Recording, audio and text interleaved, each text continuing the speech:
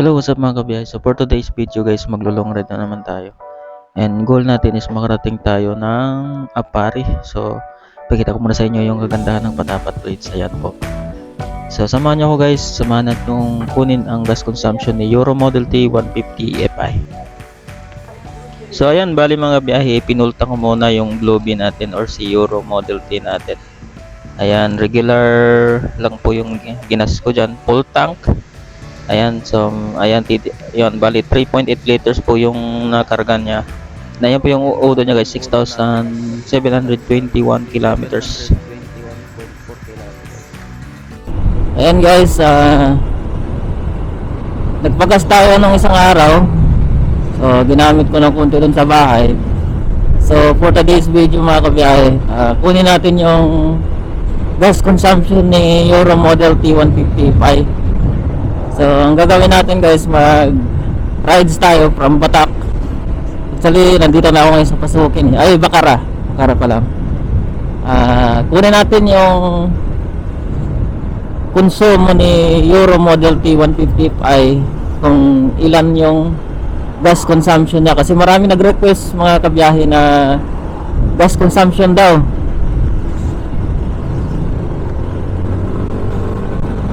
So ayan, nandito na yung request niya guys, kung ilan ba talaga yung, malalaman natin mamaya kung ilan ba talaga yung actual gas consumption ni Euro, para masagot ko na yung mga tanong mostly, kasi marami siguro nagbabalak na kukuha na ito, and hinihintay na lang po yung mga videos kung i-upload, especially dun sa request nilang gas consumption. Actually matagal na tong request nila, ngayon ko lang nagawa ng video kasi medyo busy din. So ayan, kita-kita tayo dun sa next station. Kung I think na pagod po tayo magpagas, tingnan natin kung ilang nabawas. Ayan guys, nasa Windmill Bangi na tayo. Ayan, malalaking electric pa na yan. So far wala pa namang nabawas dito sa ating gauge, yung fuel gauge natin, full bar pa. So siguro pagbalik natin, doon tayo magpagas ulit. Tingnan natin kung talagang matipid siya or maaksaya sa gas, kasi marami kasi nag-comment daw sa group namin sa Facebook na kahit FI daw, hayop daw sa matakaw daw sa gas, malakas lumaklak ng gas. So in this video, malalaman natin kung totoo.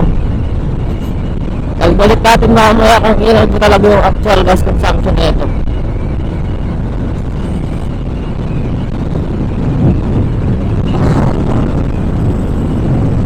By the way pala mga kabiyahe, yung travel natin ngayon or yung rides natin is kaya natin makaabot dun sa Apari.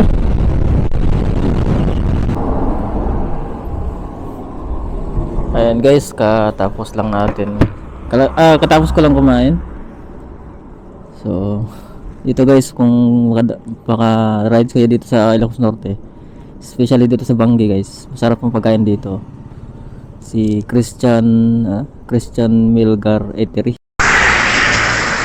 Ayan guys, nandito tayo ngayon sa Pagod Food sa Patapat Bridge.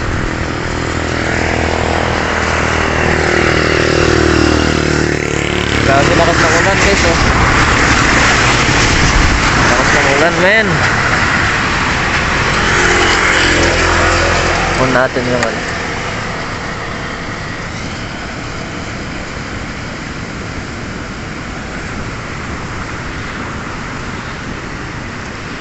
tayo.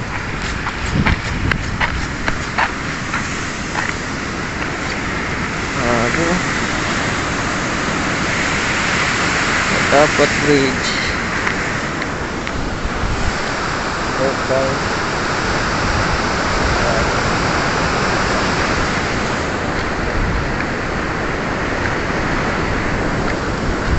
Maano lang ang pupunta natin ngayon guys, maulan.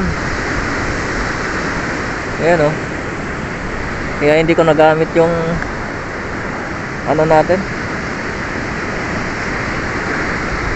DJI Osmo.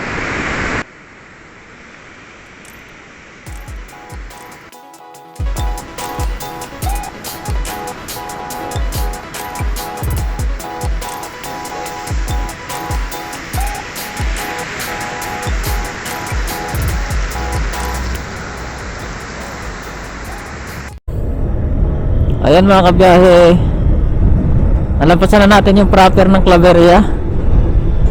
Hindi ko lang alam kung ilang kilometro pa yung Apare, kasi yan ang goal natin ngayon, makarating ng Apare.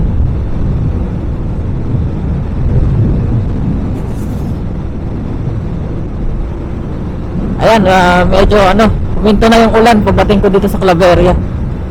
Pero pag dun sa Pagudpud, dun pa papuntang Claveria, napaka lakas ng ulan. Hindi ako napag-video. Pati dun sa proper ng Claveria, malakas ang ulan.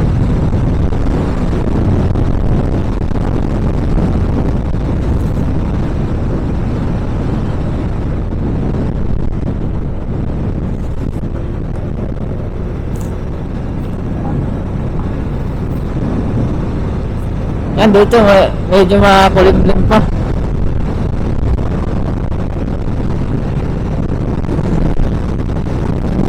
Tsaka lakas ng hangin.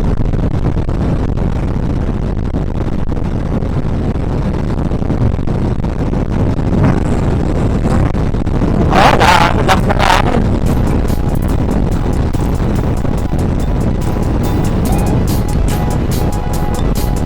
Ayan, dahil sa lakas ng ulan mga kabiyahe, hindi ko na video yung dadaanan ko yung Abulog, Sanchez Mera. So ito lang yung mga kunting clips na lang guys. So ito na guys, nagpagas na ako kasi 2 bars na lang yung natira. So calculate natin mamaya. Ayan, 4 liters po yung nadagdag or nagas ko. Bali yan guys yung odo natin. Calculate natin mamaya mga kabiyahe kung ilan yung gas consumption natin.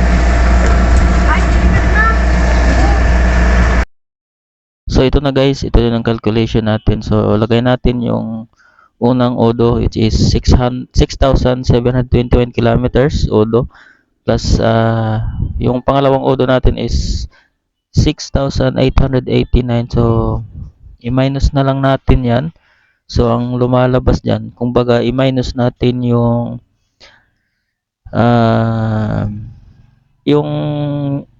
odo natin is 6,889 yung ngayon. So minusan natin ng 6,721, which is yung previous odo natin.